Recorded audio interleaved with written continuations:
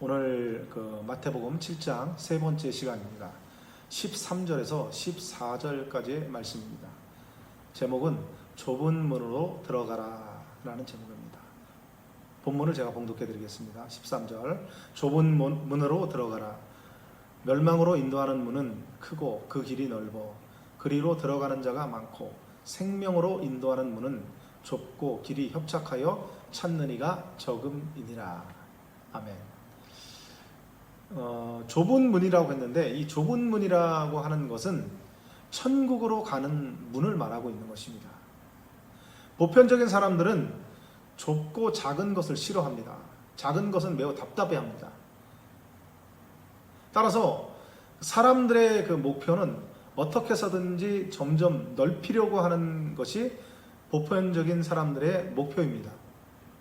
10평 집에 살던 사람들은 20평으로 넓히고 싶고 20평에 살고 있는 사람들은 30평, 40평, 50평 점점 넓혀가고 싶은 마음이 사람의 마음인 것입니다.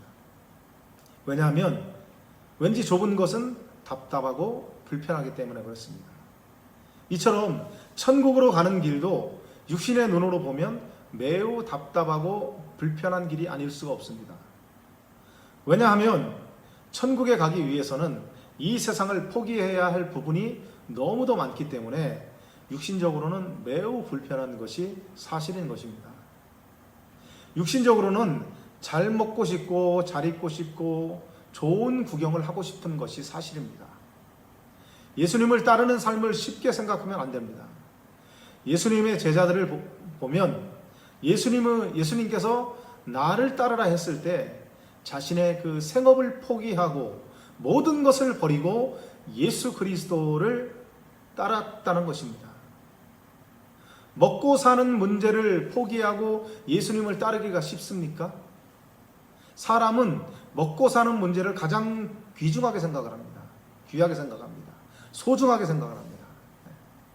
그래서 자신의 생업을 포기하고 예수님을 따라가는 삶은 쉽지 않은 것입니다.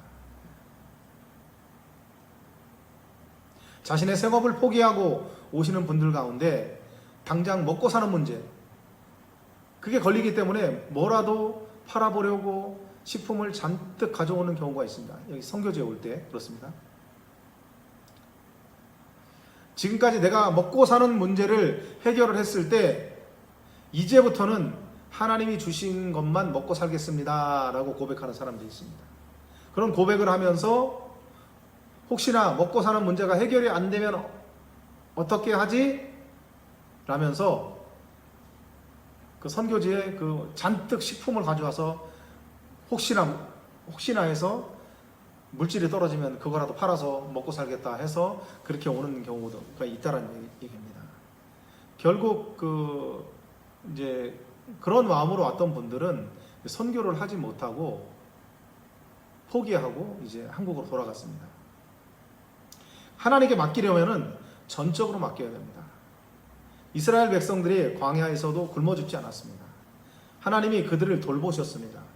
엘리야 시절에 북이스라엘에 수년 동안 비도 이슬도 내리지 아니할 때 엘리야를 그리 시냇가에 가게 하셔서 까마귀를 통해서 아침과 저녁으로 떡과 고기를 공급하셨습니다. 그리고 시냇물을 마시게 하셨습니다. 이러한 초자연적인 부분을 어떻게 우리가 설명할 수가 있겠습니까? 본인이 경험해 보지 않고는 이해할 수 없는 체험인 것입니다. 하나님은 천국을 위해서 좁은 길을 가는 자들과 함께 하십니다. 천국은 믿음으로 가는 나라라 했습니다. 믿음 하면서 믿습니다 하면서 몸은 따로 행한다고 한다면 그 나라를 과연 갈 수가 있겠습니까? 천국을 위해서 좁은 길을 가는 선택은 결코 쉽지 않은 것입니다. 하나님은 천국을 위해서 세상을 과감하게 포기하고 하나님만 바라보며 나아가는 자들을 사용하시는 것입니다. 쉽지 않는 길이기 때문에 믿음으로 나아가는 자들에게 체험을 시켜주시는 것입니다. 처음에 태국에 제가 선교사로 왔을 때 너무도 열악한 환경이었기 때문에 한 달에 10만 원 가지고도 버틸 때가 있었습니다. 이러한 과정은 하나님께서 하나님의 사람들을 연단시키는 과정임을 깨달아야 됩니다. 그리고 전적으로 그 하나님께 맡기고 나아갔을 때 나 자신도 깨닫고 하나님께 두 손 들고 나아갈 때, 그리고 나 자신을 완전히 포기했을 때 하나님의 그 일하시는 것을 직접 눈으로 볼 수 있었습니다. 지금이야 이 에어컨 바람을 쐬면서 지금 편하게 말씀을 증거하고 있지만, 초기에는 에어컨도 없이 선풍기도 없이 교회 타일 이 바닥에서 잠자던 그러한 시절이 있었습니다. 그러면서 이 교회를 세워나갔습니다. 아무도 없는 그런 벌판에 교회가 세워지고 예배를 드릴 수 있게 된 것도 하나님의 크신 은혜인 것입니다. 좁은 길은 분명히 육신적으로는 불편한 길입니다. 외롭고 고독한 길입니다.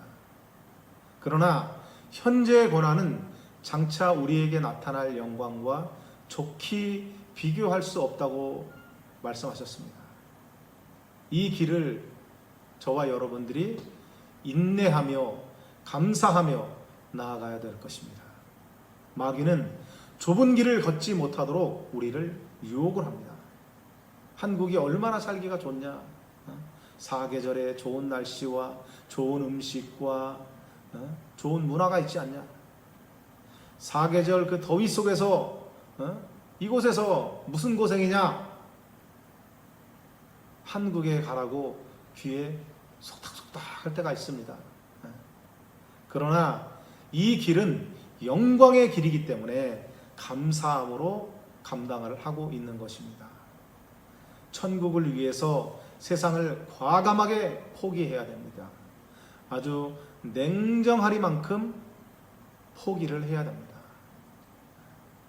그러므로 우리가 가는 이 길은 소망이 있는 길입니다.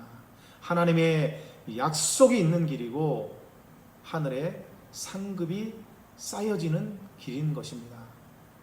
이 땅에 소망이 있다면, 소망을 두었다면 우리가 이 좁은 길을 걸어가지 않았을 것입니다. 그러나 저와 여러분들은 세상에 소망이 있는 것이 아니라 하늘에 천국의 소망을 두고 살아가는 사람들이기 때문에 이 좁은 길을 묵묵히 걸어가야 되는 것입니다. 때론 핍박이 있어도, 고난이 있어도, 환난이 있어도, 괴로움이 있어도, 고통이 있어도 감사함으로 이 좁은 길을 걸어가야 되는 것입니다. 그러면 우리의 이 싸움의 길을 마쳤을 때, 이 좁은 길을 마쳤을 때에 하나님께서 저와 여러분들을 위해서 하늘의 상으로 준비하고 계시다라고 하는 것입니다. 그러므로 오늘도 이 좁은 길을 걸어가면서 감사함으로 하나님께서 맡겨진 사명 잘 감당하시는 저와 여러분들이 되시길 주의 이름으로 축원합니다.